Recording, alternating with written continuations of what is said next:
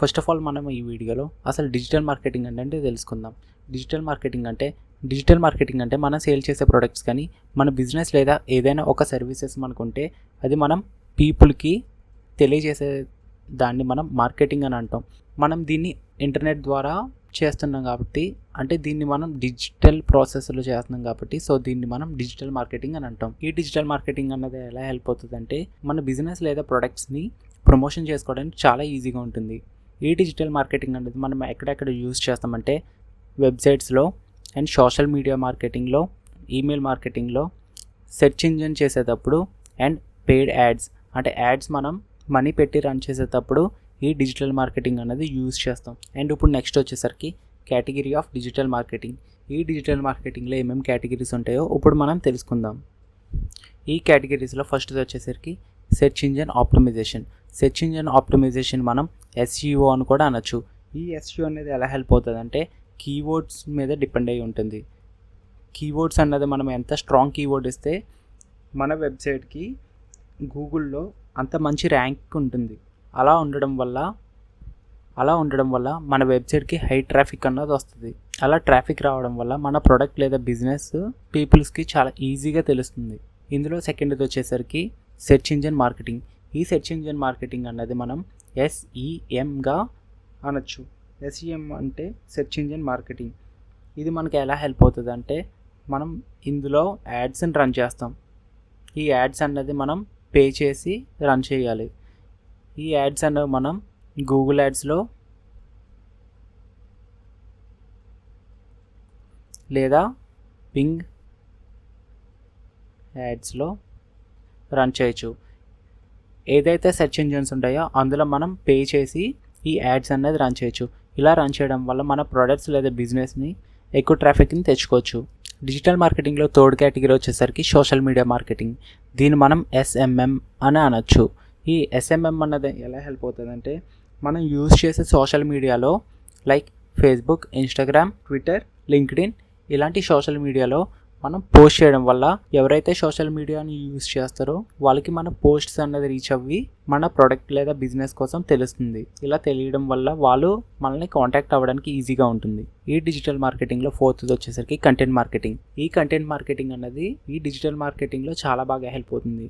ఎందుకంటే మనం రాసే బ్లాగ్ ఆర్ ఆర్టికల్స్ దానికి ప్రాపర్ కీవర్డ్స్ ఇచ్చి ఈ కంటెంట్ మార్కెటింగ్ అన్నది చేస్తాం. ఇలా చేయడం వల్ల సెర్చ్ ఇంజిన్లో మన వెబ్సైట్ అనేది టాప్లో రావడానికి ఛాన్సెస్ ఎక్కువ ఉంటుంది. ఈ కంటెంట్ మార్కెటింగ్లో మనం బ్లాగ్స్ రాయొచ్చు, లేదంటే వీడియోస్ క్రియేట్ చేయొచ్చు అండ్ ఇన్ఫోగ్రాఫిక్స్ అన్నది క్రియేట్ చేసి పోస్ట్ చేయడం వల్ల ఆడియన్స్ అన్న వాళ్ళు ఎక్కువ మంది వస్తారు. డిజిటల్ మార్కెటింగ్లో ఈమెయిల్ మార్కెటింగ్ అన్నది చాలా బాగా హెల్ప్ అవుతుంది. ఎందుకంటే ఈ ఈమెయిల్ మార్కెటింగ్ అనేది మనం ప్రొడక్ట్స్ మీద పెట్టే ఆఫర్స్ ఈమెయిల్ ద్వారా ప్రతి ఒక్కరికి చాలా ఈజీగా తెలియజేయచ్చు. ఇలా చేయడం వల్ల మనకి సేల్స్ అన్నది చాలా ఇంక్రీజ్ అవుతుంది. ఈ ఈమెయిల్ మార్కెటింగ్ ఎందుకు హెల్ప్ అవుతుంది అంటే మనం పెట్టే ప్రతి ఆఫర్ని ఈమెయిల్ ద్వారా కస్టమర్కి చాలా ఈజీగా తెలియజేయచ్చు. అలా తెలియజేయడం వల్ల సేల్స్ అన్నది చాలా ఈజీగా ఇంక్రీజ్ అవుతాయి. అది మన బిజినెస్కి చాలా బాగా హెల్ప్ అవుతుంది. ఈ ఎఫిలియేట్ మార్కెటింగ్ అనేది ఎలా హెల్ప్ అవుతుంది అంటే వేరే వాళ్ళ ప్రొడక్ట్స్ మనం ప్రమోట్ చేయడం వల్ల మనకి సమ్ కమిషన్ అన్నది వస్తుంది. అలా కమిషన్ రావడం వల్ల మనం మనీ అనేది చాలా ఎక్కువగా ఎర్న్ చేయొచ్చు. వేరే వాళ్ళ ప్రొడక్ట్స్ మనం ప్రమోట్ చేయడం వల్ల మనకి ఎర్నింగ్స్ అనేది చాలా ఎక్కువ వస్తాయి. ఈ డిజిటల్ మార్కెటింగ్లో సెవెంత్ది వచ్చేసరికి ఇన్ఫ్లుయెన్సర్ మార్కెటింగ్. ఈ ఇన్ఫ్లుయెన్సర్ మార్కెటింగ్ ఎలా హెల్ప్ అవుతుంది అంటే ఎవరైతే సోషల్ మీడియాలో పాపులారిటీ అయిన వాళ్ళు ఉన్నారో వాళ్ళు మన ప్రొడక్ట్ లేదా మన బిజినెస్ కోసం వాళ్ళు ఏదైనా ఒక చిన్న ప్రమోషన్ చేసేటప్పుడు మన సేల్స్ ఆర్ బిజినెస్ కోసం అందరికి తెలుస్తుంది. ఇలా చేసేదాన్ని ఇన్ఫ్లుయెన్సర్ మార్కెటింగ్ అని అంటారు.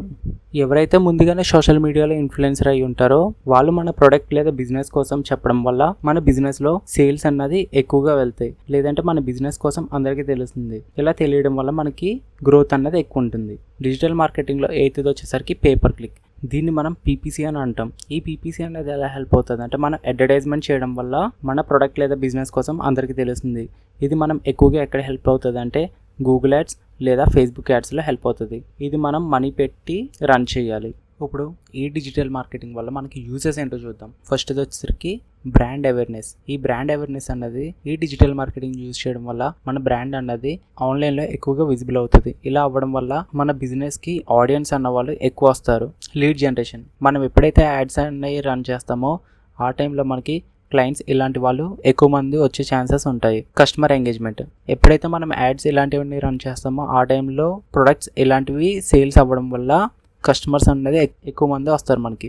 అండ్ సేల్స్, ఎప్పుడైతే మనం ప్రమోషన్ కానీ యాడ్స్ కానీ రన్ చేస్తామో ఆ టైంలో మనకి సేల్స్ ఎక్కువ నడుస్తాయి. ఈ డిజిటల్ మార్కెటింగ్లో కాస్ట్ ఎఫెక్టివ్ అన్నది చాలా తక్కువ ఉంటుంది.